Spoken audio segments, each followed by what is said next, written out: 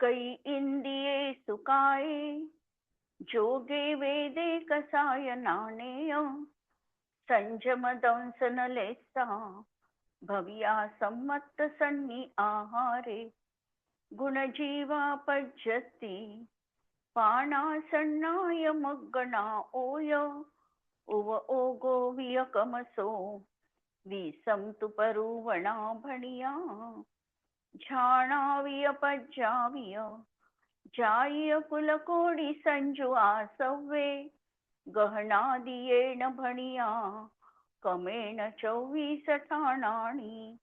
अंतिम शासननायक 1008 भगवान महावीर स्वामी की जय. द्वादशांग श्रुतदेवी की जय. स्वाध्याय कक्ष संपेपर्यंत आपणा सर्वांना चतुर्विध आहाराचा त्याग असणार आहे. थोडक्यात 24 ठाणा कशा लावायच्या आणि अगदी कमी याच्यामध्ये आपल्याला समजायचं असेल तर कशा रीतीने समजायचं हे प्रकरण आपण बघतो आहे. विस्तृत रीतीने पाहून झालं. आता शॉर्ट मध्ये आपल्याला काय पाहता येईल यावर गुणस्थानाच्या अपेक्षेने 24 स्थानं आपण कशी लावलेली आहे ते 24 प्ररूपणा हे आपण पाहतो आहे. काल आपण आहारक पर्यंत येऊन पोहोचलेलो होतो की जीव कोणत्या गुणस्थानात आहारक आहे आणि कोणत्या गुणस्थानात अनाहारक आहे. तर अनाहारकाची गुणस्थानं पहिलं, दुसरं, चौथं आणि तिकडे 13वं एवढी 4 गुणस्थानं अनाहारक अवस्थेत असतात. आणि अनाहारक अवस्था जीवाची संसार अवस्थेत 1, 2 किंवा 3 समय यापेक्षा जास्त असत नाही. मॅक्झिमम जीवन धारण करताना 3 समय पर्यंत तो अनाहारक राहू शकतो आणि नंतर लगेचच मिष्ट बनून आहारक बनणार आहे. म्हणून पहिलं, दुसरं, चौथं यात जीव अनाहारक असू शकतो आणि पहिल्या, दुसऱ्या, तिसऱ्या, चौथ्या आणि 5 पासून 12 पर्यंत आहारकच आहे.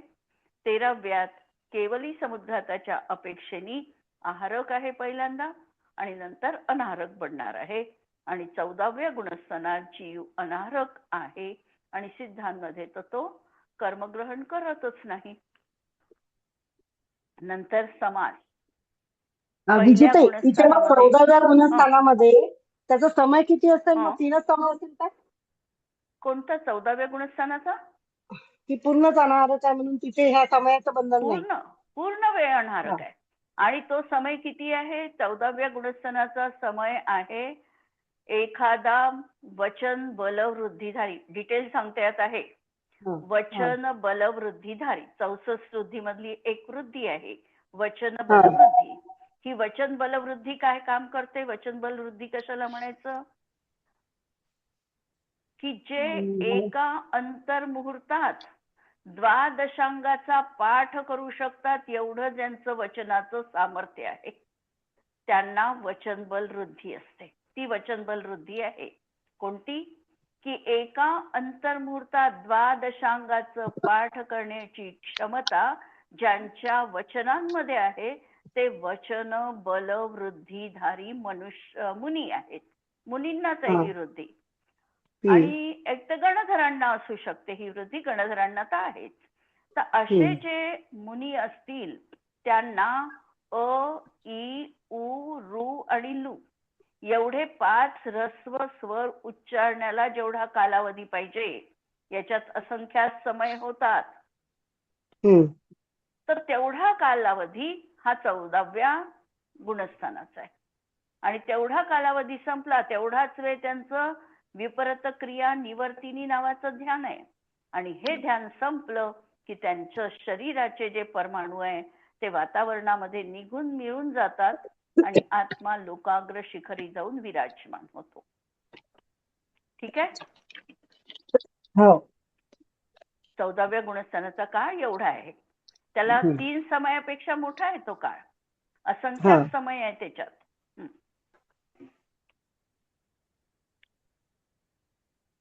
समास. आता पहिल्या गुणस्थानात किती जीव समास असतात?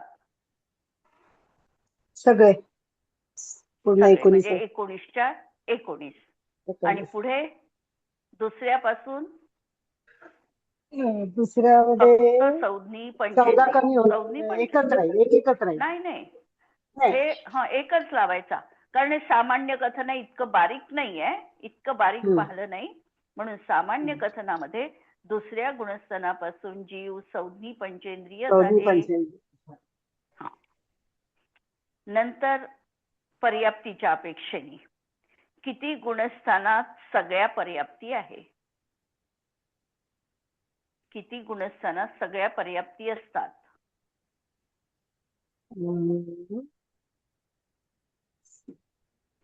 पहिल्याही गुणस्थानात मिथ्या दृष्टीला पण काही पर्याप्ती असू शकतात. म्हणजे 1 ते 14 गुणस्थानात सगळ्या जीवांना नाही राहणार, काहींना कमी राहतील, पण 6 पर्याप्ती राहू शकतात सामान्य कथनात. म्हणून 1 ते 14 पर्यंत सर्वच गुणस्थानात 6 पर्याप्ती असतात. नंतर प्राणांचं कथन. किती गुणस्थान पर्यंत 10 प्राण आहे? किती गुणस्थान पर्यंत 10 प्राण आहे? पूर्ण 1 ते 14 ला 10 प्राण असू शकतात. 1 ते 14 पर्यंत? 14 नाही, 1 ते 12 पर्यंत. 1 ते 12 पर्यंत 10, 12 पर्यंत 10. 13 मध्ये कमी होतात, 14 मध्ये 13व्या मध्ये किती राहतात? 4 3 2 राहतात. आणि पुढे 14व्या मध्ये एक आयु प्राण राहतो. आणि सिद्ध प्राणातीत आहे, या द्रव्य प्राणाच्या अतीत आहे, ते चैतन्य प्राणाशी संयुक्त आहे. आता या अनुषंगाने प्रश्न पाहिलेला आहे आपण, किती प्राण क्षयोक्षमात आहे आणि किती प्राण कर्माच्या उदयात आहे? 10 पाहिलेला प्रश्न आहे हा. किती प्राण कर्माच्या क्षयोक्षमात आहे आणि किती प्राण कर्माच्या उदयात आहे? आयु हा एक प्राण कर्माच्या उदयात आहे आणि बाकीचे सर्व क्षयोक्षमात आहे. बाकीचे सगळे क्षयोक्षमात आहे. वचनबल प्राण?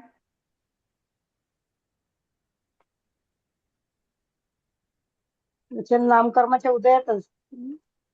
वचन सुस्वर किंवा दुस्वर नामकर्माच्या उदयात वचनबल प्राण आहे. म्हणजे वचनबल प्राण पण कर्माच्या उदयात. काय बल प्राण? ते पण नामकर्माच्याच उदयात. शरीर नामकर्माच्या उदयात हे औदारिक शरीर मिळाले नाही, म्हणजे काय झालं? औदारिक म्हणा, वैक्रियक म्हणा, हे सगळं शरीर नामकर्माच्या उदयात आहे. म्हणून काय बल पण उदयात आहे? श्वासोश्वास. श्वासोश्वास प्राण. श्वासोश्वास नामाचंही नामकर्म आहे. श्वासोश्वास नामकर्माच्या उदयात श्वासोश्वास प्राण आहे. आणि 6 प्राण, इंद्रिय प्राण आणि मनोबल प्राण, हे फक्त 6 प्राण कर्माच्या क्षयोक्षमात आहे. कारण त्या ठिकाणी इंद्रियावरण कर्माचा क्षयोक्षम किंवा नो इंद्रियावरण कर्माचा क्षयोक्षम असताना असं लावतो. आणि वचन बलामध्ये स्वर नाम कर्माचा उदय असताना काय बल? शरीर नाम कर्माचा उदय असताना श्वासोश्वास, श्वासोश्वास नाम कर्माचा उदय असताना. आणि हे उदय आणि क्षयोक्षम हे समजलं की आम्हाला परत एक अगदी साधा सिद्धांत याच्यावरून कळतो की जेवढे कर्माच्या उदयात प्राण आहे तेवढे 13व्यात आहे. आणि जेवढे क्षयोक्षमात होते ते संपले 12 पर्यंत, कारण 12 पर्यंत क्षयोक्षम आहे. म्हणून 6 प्राण संपून गेले आणि 4 प्राण 13व्यातही आहे. वचनबल प्राण, आयु प्राण, श्वासोश्वास आणि कायबल प्राण. उदयातले प्राण राहिले, ठीक आहे. क्षयोक्षमातले प्राण संपले. याच याच्यावरून हा सिद्धांत तिथे लागतो. मग लक्षात वेगळं ठेवायची गरज नाही. पुढे आता किती गुणस्थान पर्यंत 4ही संज्ञा आहेत?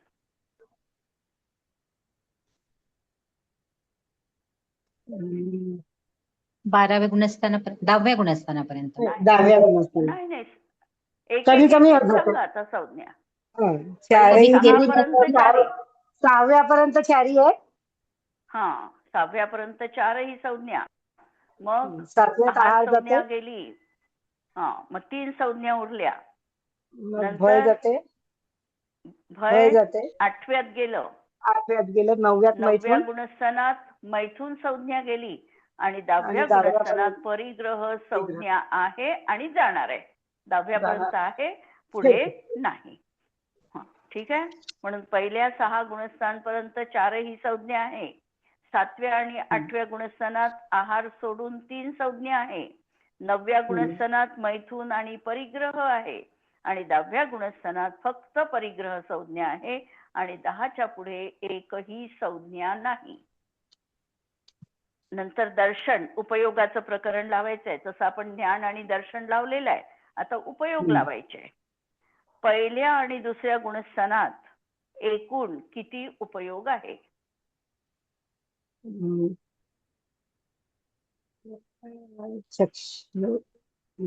चक्षु ज्ञानाचे 2 आणि दर्शनाचे 3. नाही, ज्ञानाचे 3 आणि दर्शनाचे 2. कुमती कुशुत कुअवधी चक्षुदर्शन चक्षुदर्शन असे 5. म्हणजे पहिल्या आणि दुसऱ्या गुणस्थानात 5 उपयोग. नंतर तिसऱ्यामध्ये कोणी लावलाय अवधी दर्शन म्हणून 6 मिश्र ज्ञान आणि 2 दर्शनाचे. नंतर चौथ्या आणि 5व्या गुणस्थानात 6 उपयोग. 3 ज्ञानाचे आणि 3 दर्शनाचे. नंतर 6 ते 12 गुणस्थानात 2 कमी, म्हणजे 4 ज्ञानोपयोग आणि 3 दर्शन उपयोग. कमी होईल. फक्त केवल दर्शन कमी आणि इकडे ज्ञान कमी. 8 पैकी किती कमी झाले? 3 आणि 1 4 कमी झाले. मतीश्रुत अवधी मनपर्याय अवधी पण कमी होईल. मनपर्याय 6 ते 12 गुणस्थानात कमी होईल ना कुअवधी पण. मती ज्ञान कुअवधी कमी झालं, पण सुअवधी आहे ना. मतीश्रुत अवधी आणि मनपर्याय 3, मनपर्याय ज्ञान 4 आणि 3 दर्शन 7. म्हणून 7 उपयोग आहे. कोणते? मतिज्ञान, श्रुतज्ञान, अवधिज्ञान, मनपर्याय ज्ञान, चक्षुदर्शन, अचक्षुदर्शन आणि अवधी दर्शन. 6 ते 12 पर्यंत असे 7 उपयोग आहे. आणि 13 आणि 14 गुणस्थानामध्ये आता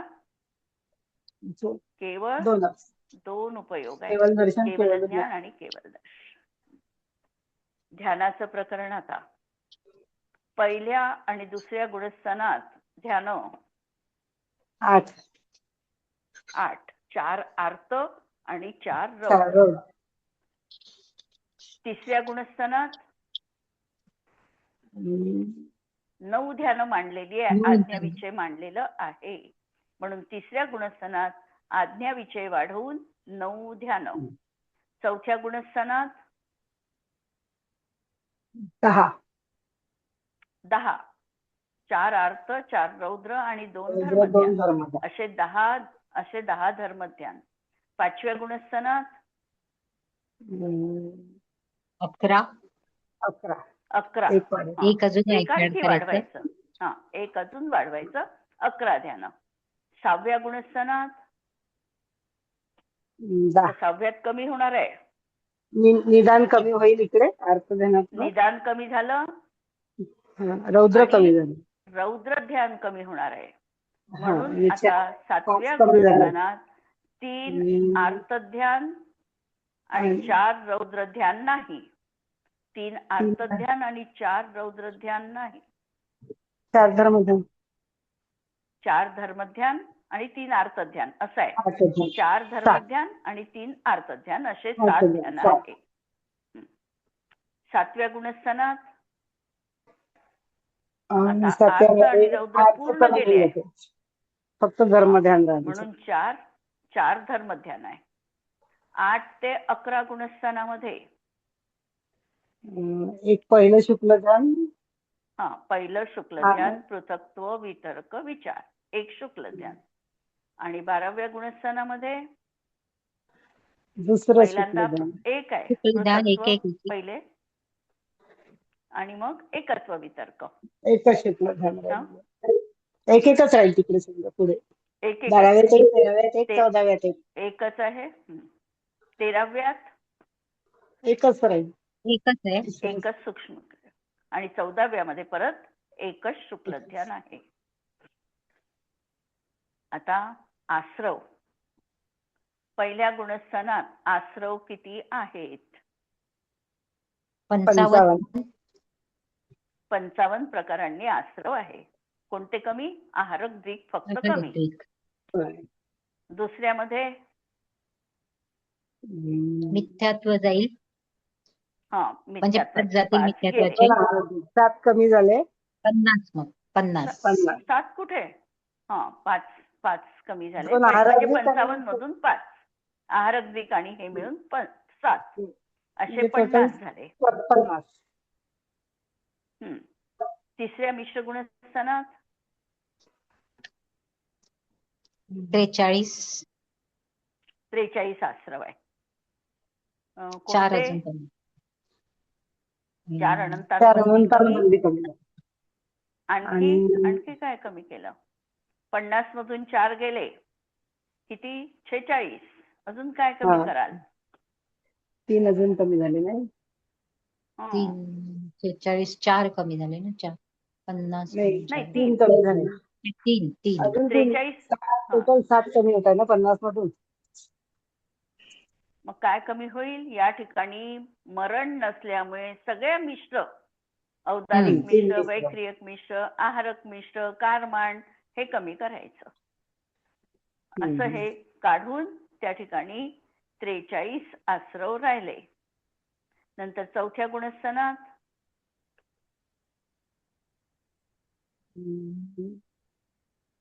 तिसऱ्यात 43 आश्रव आहे. चौथ्यामध्ये आश्रव वाढलेले आहे. वाढलेले का?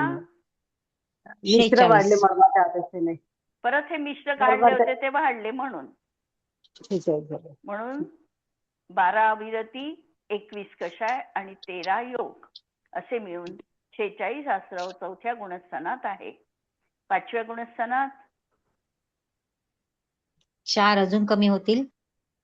4 कमी 43 आणि मध्ये अविरती आणि अविरती एक कमी होईल. एक अविरती कमी होईल आणि एक योगामध्ये परत कमी होतील. वैक्रियक योग योगामध्ये वैक्रियक योग कमी होईल. मिश्र कमी होईल. कारमांड कमी होईल. 5वं गुणस्थान आहे ना. म्हणून 4 मनाचे, 4 वचनाचे आणि 1 औदारिक कायोग राहील फक्त. आता वरच्या याच्यात आपण चौथ्या गुणस्थानात मरण होतं म्हणून आपण मिश्र तिथे जोडलेले होते. आता या ठिकाणी मरण नाही आहे 5व्या गुणस्थानात, म्हणून आपल्याला या ठिकाणी मिश्रचे कमी करावे लागतात. म्हणून 9 योग या ठिकाणी राहतात. 4 मनाचे, 4 वचनाचे आणि 1 औदारिक कायोग अशा 37 प्रकारांनी 5व्या गुणस्थानात आश्रव होतो. अविरती कोणती कमी झाली? इथे 11 अविरती झाली. म्हणजे कोणती कमी झाली? षटकाय जीवांची विराधना. तिथं आहे रसकायिक जीवाची विराधना कमी झाली ना. रसकायिकाची 1 कमी झाली. 6व्या गुणस्थानात आता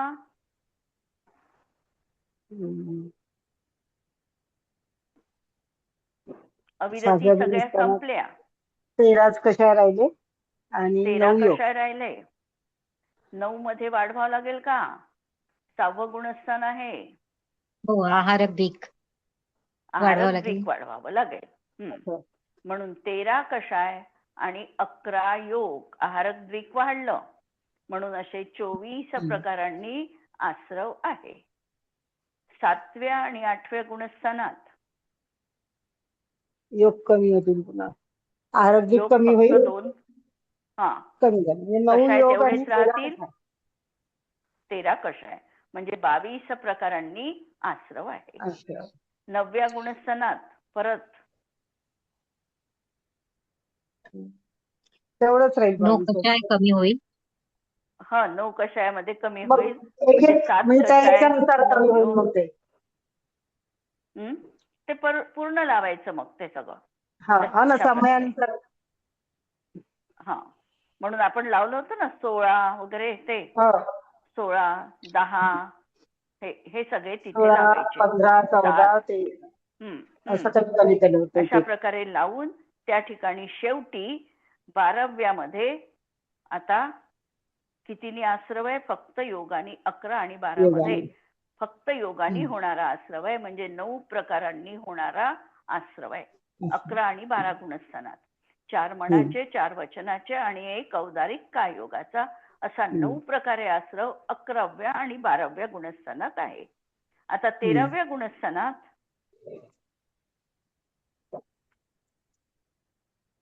13व्या फक्त गुणस्थानात आता काय योगाचा झालं? आश्रय पण तिच्यात 7 योग. मिश्र हा वाढतो. औदारिक हा मिश्र तिथे आणि आता काय कार्बन. झालं? 2 मनयोग राहिले, 2 वचन योग राहिले जनयोग आणि काय राहिले आणि योगाचे 3 औदारिक मिश्र आणि कारमान वाढलं म्हणून आणि 7 औदारिक. योग आहे तिथे. 7. औदारिक आहे. हा अशा प्रकारे हो. 7 योग आहे. आणि 14व्या गुणस्थानात आता एकाही प्रकारे अयोग. आश्रव नाही. अयोग. आश्रव संपलेले काहीच नाही. आहे. आता योनी आणि जातीचं प्रकरण. पहिल्या गुणस्थानात किती जाती आहेत? सगळ्या 84 लाख. 84 लाख जाती आहे. दुसऱ्या, तिसऱ्या आणि चौथ्या गुणस्थानात चौथी किती जाती आहे? चौथी पंचेंद्रियाच्या 26 लाख जाती आहे. 26 लाख जाती आहे. 5व्या गुणस्थानात मनुष्य आणि तिर्यंचांच्या फक्त म्हणून 18 लाख जाती आहे. 18 आणि 6 ते 14 गुणस्थानात फक्त मनुष्य आहे म्हणून मनुष्य संबंधी 14 लाख जाती आहे. म्हणजे पहिल्या गुणस्थानात सगळ्या जाती आहे. दुसऱ्या, तिसऱ्या आणि चौथ्या गुणस्थानात 26 लाख जाती आहे. 5व्या गुणस्थानात मनुष्य आणि तिर्यंच यांच्या मिळून 18 लाख जाती आहे.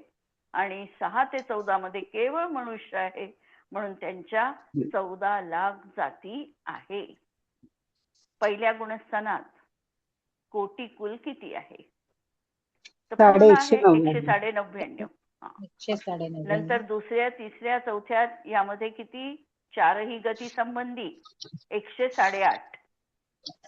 5व्या गुणस्थानात मनुष्य आणि तिर्यंच संबंधी 57.5 आणि पुढे मनुष्य संबंधी 14 लाख कुल कोटी जाणायचं आहे.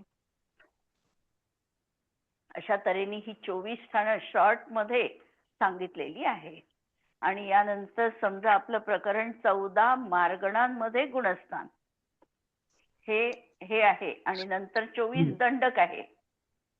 तर आता 14 मार्गणांमध्ये गुणस्थान लावायचंय. मार्गण आपल्याला माहितीये गई, इंदिये, सुकाये या 14 मार्गण आहे आणि या 14 मार्गणाच्या अपेक्षेने गुणस्थान लावायचं.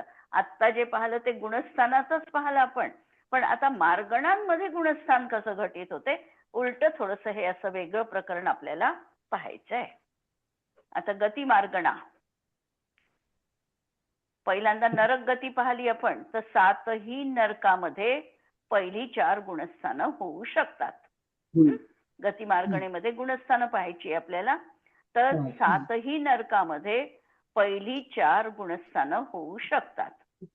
पहिल्या नरकामध्ये पर्याप्तक आणि अपर्याप्तक अवस्थेत लक्षात घ्या, पर्याप्तक आणि अपर्याप्तक अवस्थेत किती गुणस्थानं होतात? पहिल्या नरकासंबंधी पर्याप्त आणि अपर्याप्तक अवस्था आणि गुणस्थानं किती? अपर्याप्तक मध्ये तर 2 गुणस्थानं. 2 गुणस्थाने कारण होती. मिथ्यात्व आणि सासाधन. चौथं नाही, सासाधन नाही. अपर्याप्तक अवस्थेत सासाधन चौथं. क्षायिक सम्यत्व घेऊन जात असेल तर तो पहिल्या नरकात जाऊ शकतो ना. म्हणून अपर्याप्तक अवस्थेत चौथं गुणस्थान आणि पहिलं गुणस्थान. दुसऱ्या गुणस्थानात नरकात जातच नाही तो म्हणून अपर्याप्तक अवस्थेत दुसरं गुणस्थान नाही. तिसऱ्या गुणस्थानात मरण नाही. तिसऱ्या गुणस्थानात मरण नाही म्हणून अपर्याप्तक अवस्थेत तिसरं अपर्याप्तक गुणस्थान अवस्थेत. कटलं. मग पहिलं आणि चौथं गुणस्थान अपर्याप्तक अवस्थेत होऊ शकतात आणि पर्याप्तक अवस्थेत 4ही गुणस्थानं होऊ शकतात. चालेल. हा, बाकीच्या 6 नरकामध्ये अपर्याप्तक अवस्थेत एकच मिथ्यात्व. किती? एकच मिथ्यात्व. कारण कोणत्याही पृथ्वीमध्ये जाईल पुढच्या तर मिथ्यात्व सहितच त्याला जन्म घ्यावा लागतो. मिथ्यात्व सहितच बाकीच्या 6 पृथ्वींमध्ये, पहिला नरक सोडून 6 पृथ्वीमध्ये तो मिथ्यात्वानीच जाणार आहे. आता त्या बाकीच्या पृथ्वींमधून निघताना सम्यक्त्व घेऊन किती नरकातून तो बाहेर पडू शकतो? सम्यक्त्व घेऊन जाताना तर मिथ्यात्वात गेला आहे, मिथ्यात्वाने गेलाय. निघताना किती पृथ्वीतून सम्यक्त्व घेऊन निघू शकतो?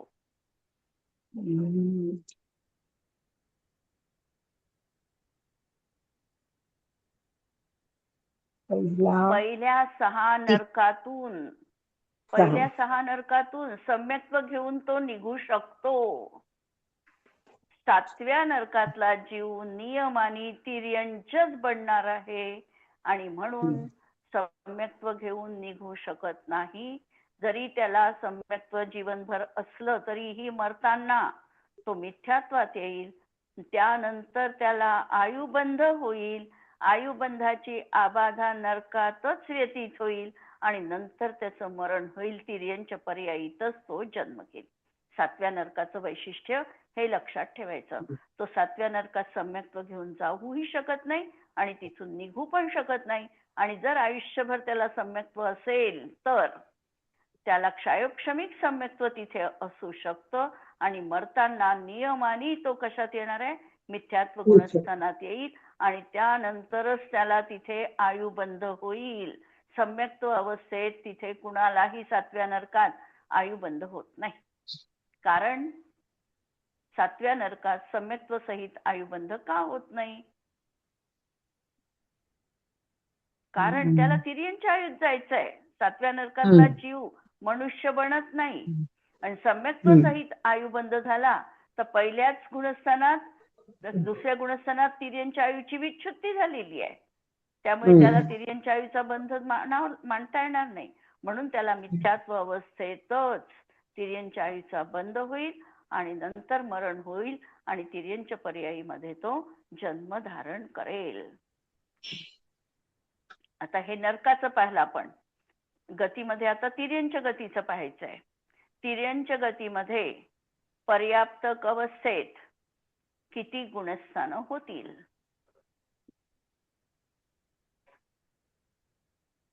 5 पर्यंत. गतीत 5 पर्यंत त्याला गुणस्थानात होतात.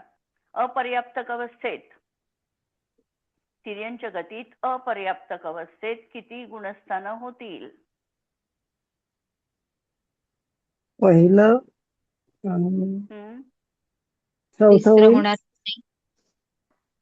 चौथं, पहिलं आणि चौथं. दुसरं पण होऊ शकतं. आता इथे नरकासाठी नियम होता, नरकात जात नाही.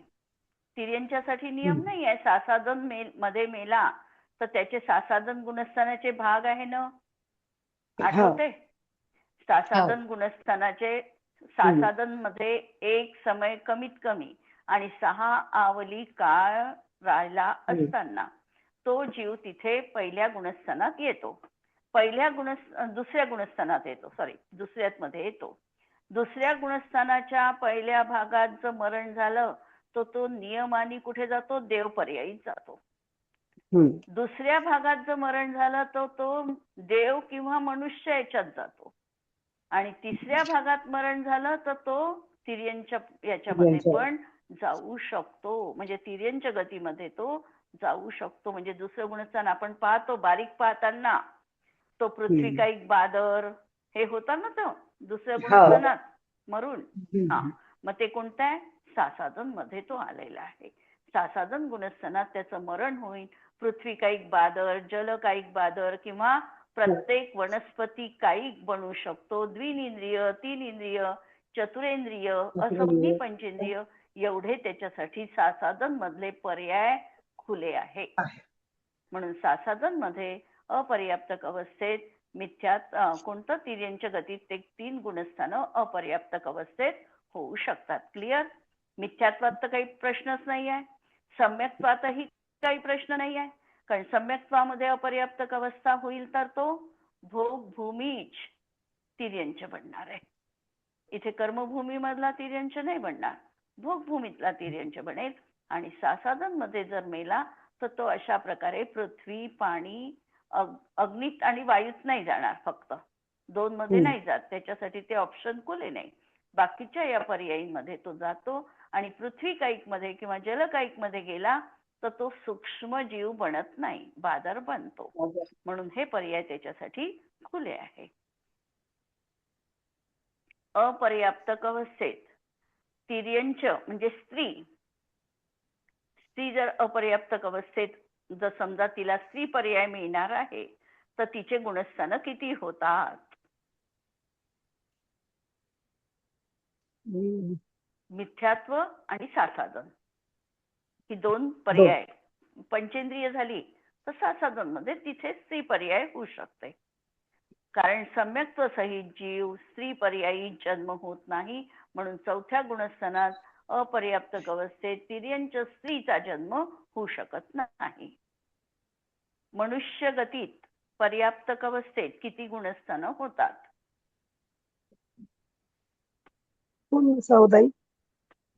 14 ही गुणस्थानं होतात. आणि अपर्याप्तक अवस्थेत 4 पर्यंत.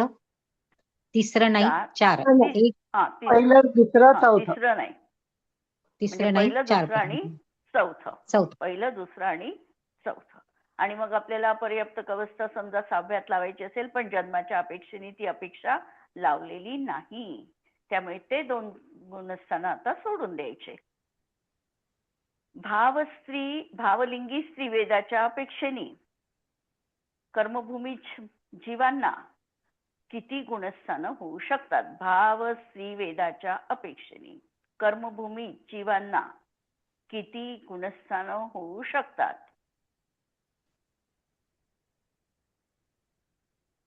सगळे 14 पण.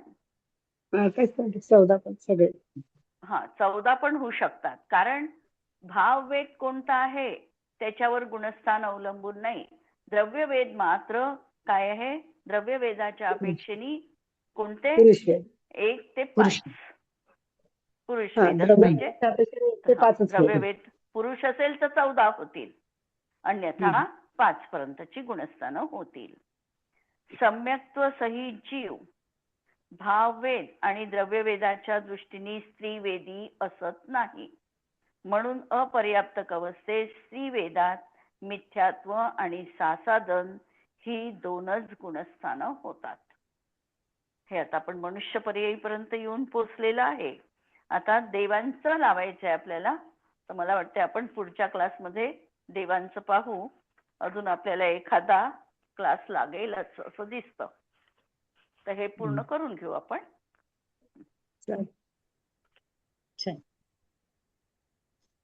जिनवाणी के ज्ञान ते तुझे लोकालो, सो जिनवाणी मस्तक नमो सदा देत हूँ भोग. नमो अरिहंताणम नमो सिद्धाणम नमो आयर्याणम नमो वज्रायाणम नमो लोहे सवसाहुणम. सर्वांना जय जिनेंद्र.